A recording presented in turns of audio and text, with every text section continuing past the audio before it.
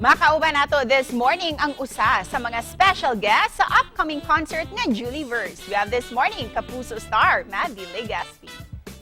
Mayong buntag, Mavy! Kumusta ka? Welcome ulit dito sa GMA Regional TV Live. Pa-shoutout naman sa lahat ng mga wallflower fans from Central and Eastern Visayas. Yes po, maayong buntag, of course, and good morning to everyone. I hope that you guys are well rested. I hope you guys are happy and safe, and I hope to see you guys very, very, very soon. So let's have an exciting morning today. At iba talaga yung ngiti mo ngayon, Mavy, ha? Dahil nakakaganda ng aming morning, ang smile mo. At ano ba yung mga reasons behind that very sweet smile? Siyempre, the blessings, yung mga blessings na I've been receiving this whole year. And Mavy, kahit hindi kayo naka-attend sa The Sparkle Spell, pinakilig nyo pa rin kami sa inyong Halloween look this year with Kyline. Ano ba yung inspiration behind those looks? Siyempre, this Halloween, sanay kasi yung mga followers namin na nakikita yung glam or yung hindi naka-Halloween costume or hindi naka-prosthetics whatsoever. So naisip talaga namin ni Kyline na dahil once a year lang naman ang Halloween, might as well gawin natin, solid and super different. At marami din talagang kinikilig sa inyo ni Wolfie, especially through your recent podcast na Mavlin on Me. How do you feel na mas dumadami pa ang nagmamahal sa inyong dalawa? Grabe, napaka-overwhelming po yung feeling. Siyempre, nung una, when we started the podcast, grabe yung pressure dahil alam po namin the end of the day, influencers din po kami. Besides artists, whatsoever, and everyone, there's a lot of people that look up to us. At siguradong mas mamahalin pa namin kayo dahil bahagi kayo ng JulieVerse concert. Can you share your preparations on this, Mavy?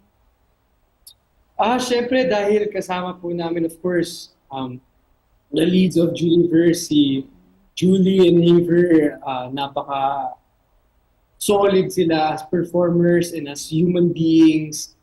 And of course, both Kyline and I look up to them as inspirations. And of course, they guide us through life. And with that, Mavy, how will you make this concert even more exciting with Kyline? And of course, with the stars of JulieVerse concert na sina Rayver at Julianne. Siyempre, lahat ng mga production numbers po namin, we'll give it our all. Gawin namin pong extra para worth it talaga yung pag-purchase niyo po ng tickets. And of course, that chance also to get to perform with Julie and Rayver in this whole beautiful concert of JulieVerse. And expect grand performances, whether yun singing or dancing. Grabe yung preparations nun, from voice lessons to continuous working out, and of course, doing extra work pagdating sa mga rehearsals sa AOS para pagdating sa JulieVerse, ready na. And with that, we're very excited na makita ka on stage, on the concert stage. So kindly take this opportunity, Mavy, to invite all our Kapuso, lalo na ang mga Wallflower fans na suportahan ang JulieVerse concert this November 26.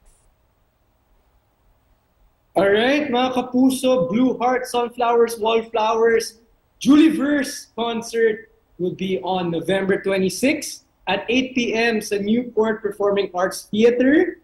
Don't miss this chance, guys, dahil this experience will be magical and will be full of love that we need, most especially during this season. Patapos na yung year, guys. Let's end the year with a bang.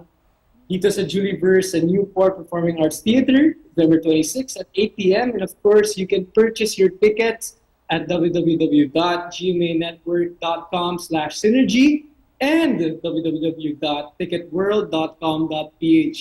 Ayan po mga Kapuso, JulieVerse, November 26 at 8 p.m. sa Newport Performing Arts Theater Resorts. And Mavy, before we end this interview, ano naman yung mensahe na gusto mong iparating para sa mga Kapuso natin who are watching right now?